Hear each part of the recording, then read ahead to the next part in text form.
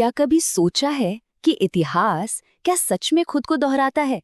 आज हम सब मिलकर रे डालियो के एक बहुत ही दिलचस्प सिद्धांत को समझेंगे, जो बताता है कि कैसे बड़े-बड़े साम्राज्य उठते हैं और कैसे गिर जाते हैं। और ये जानना आज हमारे लिए पहले से कहीं ज्यादा जरूरी क्यों है। तो चलिए शुरू करते हैं। तो डालियों की ये बात काफी गहरी है ना? वो कह रहे हैं कि जो वक्त आने वाला है वो हमारी जिंदगी के अनुभवों से बिल्कुल अलग होगा। लेकिन मजेदार बात यह है कि वो इतिहास के पन्नों में छुपे कई दौर जैसा ही होगा। मतलब भविष्य का राज हमारे अतीत में ही कहीं कैद है। डालियो की ये पूरी खोज शुरू हुई 1971 की एक बड़े ही अजीब घटना से। सोचिए जरा, अमेरिका ने दुनिया से किया अपना सबसे बड़ा वादा तोड़ दिया कि वो डॉलर के बदले सोना नहीं देगा। मतलब एक तरह से देश अपने कर्ज पर डिफॉल्ट कर गया। अब लॉजिक तो यही कहता है कि मार्केट क्रैश हो जाना चाहिए, है ना? पर हुआ बिल्कुल उल्टा। शेयर बाजार रॉकेट की तरह ऊपर चला गया। ये एक ऐसी पहेली थी जिसने सबको हैरान कर दिया। अब जरा खुद को डालियों की जगह रखकर देखिए। वो उस वक्त न्यूयॉर्क स्टॉक एक्सचेंज में एक नौजवान क्लर्क थे। उन्होंने अपनी आंखों से देखा कि देश की करेंसी की सबसे बड़ी गारंटी खत्म हो गई। और फिर भी मार्केट में तो जैसे जश्न का माहौल था। उनके लिए ये कोई किताबी सवाल नहीं था, ये एक हकीकत थी जो उनके सामने हो रही थी, और इस पहेली को सुलझाना उनके लिए जरूरी हो गया था। तो सवाल यही उठता है ना? आखिर ऐसा कैसे हो सकता है कि एक देश अपने वादे से मुकर जाए, उसकी करेंसी पर सवाल उठे और फिर भी उसके स्टॉक मार्केट में आग लग जाए? बस यही वो एक सवाल था जिसने डालियों की सालों की रिसर्च की नींव रखी। और इस एक सवाल का जवाब ढूंढने के लिए डालियों ने कोई छोटा मोटा काम नहीं किया। उन्होंने पिछले 500 साल का इतिहास खंगाल डाला। उन्होंने डच साम्राज्य, ब्रिटिश साम्राज्य, अमेरिकी साम्राज्य, सबके उठने और गिरने की कहानी को बारीकी से परखा। और जानते हैं उन्हें क्या मिला? एक पैटर्न। एक ऐसा पैटर्न जो बार बार खुद को दोहरा रहा था।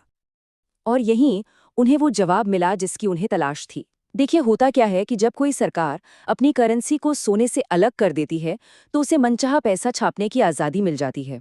और जब सिस्टम में बहुत सारा पैसा आ जाता है तो उस पैसे की अपनी कीमत कम हो जाती है। ऐसे में लोग क्या करेंगे? वो अपना पैसा ऐसी चीज़ों में लगाएंगे जिनकी वैल्यू बनी रहे, जैसे कि स्टॉक्स, सोना या ज़मीन जायदाद। और जब सब लोग यही करते हैं तो इन चीज़ों के दाम बढ़ जाते हैं। बस 1971 की उस पहेली का यही सीधा साधा जवाब था। तो इतिहास से मिले इस सबक ने डालियों को आज की दुनिया की तरफ देखने पर मजबूर किया, और उन्हें आज 3 बड़े खतरे के निशान दिखाई दिए। पहला, देशों पर चढ़ा हुआ भारी कर्ज और बेहिसाब पैसा छापना। दूसरा, देश के अंदर ही अमीर और गरीब के बीच बढ़ती खाई और सामाजिक तनाव। और तीसरा, दुनिया में एक नई शक्ति का उभरना जो पुरानी ताकत को चुनौती दे रही हो। डालियों को लगा कि ये तीनों चीजें एक साथ होना किसी बड़े बदलाव का इशारा है। अच्छा, हम बार बार वर्ल्ड ऑर्डर या विश्व व्यवस्था की बात कर रहे हैं, तो ये है क्या चीज? सीधे शब्दों में कहें तो ये वो नियम कायदे हैं जिनसे तय होता है कि दुनिया के देश एक दूसरे के साथ कैसे पेश आएंगे। और ये नियम बनाता कौन है? आमतौर पर किसी बड़ी जंग के बाद जो देश सबसे ताकतवर बनकर उभरता है, वही ये व्यवस्था बनाता है। चलिए, अब आते हैं डालियों के मॉडल के बिल्कुल दिल में। वो इसे कहते हैं द बिग साइकिल, यानी एक बड़ा चक्र। ये असल में साम्राज्यों की जिंदगी का एक ब्लूप्रिंट है, उनके जन्म से लेकर उनके अंत तक की कहानी जो सदियों से चलती आ रही है। और ये चक्र 3 बहुत ही सीधे लेकिन मजबूत फेजेस में बटा है। पहला है उत्थान, यानी द राइज, जब कोई साम्राज्य ताकतवर बनता है। दूसरा है शिखर या द टॉप, जब वो अपनी ताकत के पीक पर होता है। और तीसरा पतन, यानी द डिक्लाइन, जब उसका पतन शुरू हो जाता है। तो जब कोई साम्राज्य उत्थान के दौर में होता है तो सब कुछ सही चल रहा होता है। वहाँ की एजुकेशन बेहतरीन होती है, लोग मेहनती और डिसिप्लिन्ड होते हैं, हर रोज नई नई टेक्नोलॉजी बन रही होती है, देश दुनिया भर के व्यापार पर कब्जा कर रहा होता है और उसकी मिलिट्री सबसे ताकतवर होती है। ये एक ऐसा शानदार दौर होता है जहाँ हर कामयाबी एक नई कामयाबी को जन्म देती है। लेकिन कहानी में ट्विस्ट यहीं आता है। डालियो कहते हैं कि यही कामयाबी अपने साथ पतन के बीज भी ले आती है। जब देश बहुत अमीर हो जाता है तो वो महंगा भी हो जाता है। फिर उसकी चीज़ें दुनिया में उतनी नहीं बिकती। लोग थोड़ा आराम पसंद हो जाते हैं, कम मेहनत करते हैं। और सबसे बड़ी बात, देश में अमीर और गरीब के बीच का फासला बहुत बढ़ जाता है। साम्राज्य को चलाने का खर्च इतना बढ़ जाता है कि वो कमाई से भी ज्यादा हो जाता है। इस पूरी कहानी में एक बहुत बड़ा किरदार है, रिजर्व करेंसी। इसका मतलब है वो पैसा जिसे पूरी दुनिया भरोसे के साथ इस्तेमाल करती है और अपने पास रखती है। जिस देश की करेंसी रिजर्व करेंसी बन जाती है, उसे एक तरह की सुपर पावर मिल जाती है। वो दुनिया से बेहिसाब उधार ले सकता है, क्योंकि सबको उसकी करेंसी पर भरोसा होता है।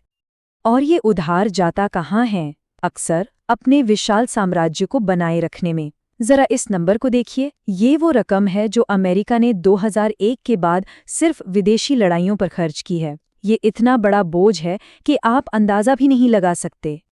और जब बाहर इतना खर्च हो रहा होता है, तो देश के अंदर भी दरारें पड़ने लगती हैं। ये चार्ट साफ साफ दिखाता है कि कैसे देश की ज्यादातर दौलत सिर्फ मुट्ठी भर लोगों के पास जमा हो जाती है, जबकि बाकी की बड़ी आबादी पीछे छूट जाती है। और ये बंटवारा समाज में गहरे तनाव पैदा करता है। ये पतन के दौर की एक बहुत बड़ी निशानी है। तो अब तस्वीर साफ हो रही है। एक तरफ पहाड़ जैसा कर्ज, दूसरी तरफ देश के अंदर गुस्सा और बंटवारा, और ऊपर से बाहरी चुनौतियां। जब ये तीनों चीजें एक साथ मिलती हैं, तो किसी भी साम्राज्य के सामने एक मुश्किल चुनाव आता है। या तो दिवालिया हो जाओ या और पैसा छापो। और इतिहास गवाह है कि नेता हमेशा आसान रास्ता चुनते हैं। वो और पैसा छापते हैं, जिससे उनकी करेंसी की वैल्यू और भी गिर जाती है।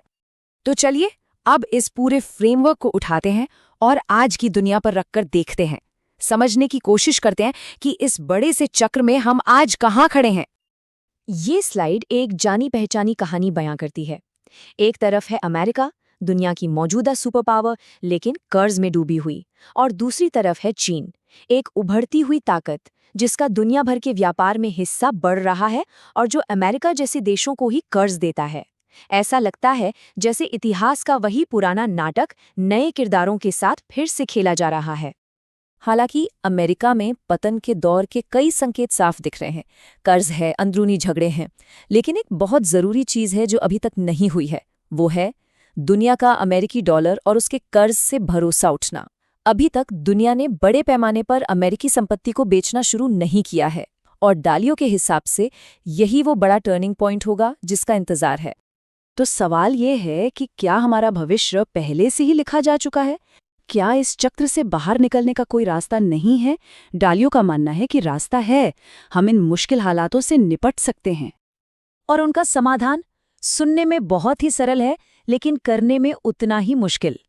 डालियो कहते हैं कि किसी भी देश की किस्मत बस दो चीजों पर टिकी होती है। पहली, आप जितना खर्च करते हैं उससे ज्यादा कमाइए, और दूसरी, एक दूसरे के साथ अच्छा बर्ताव कीजिए, सम्मान से रहिए। ये दो नियम चाहे एक देश हो या एक इंसान, सब पर लागू होते हैं, और अगर हम ये कर पाएं तो किसी भी तूफान का सामना कर सकते हैं।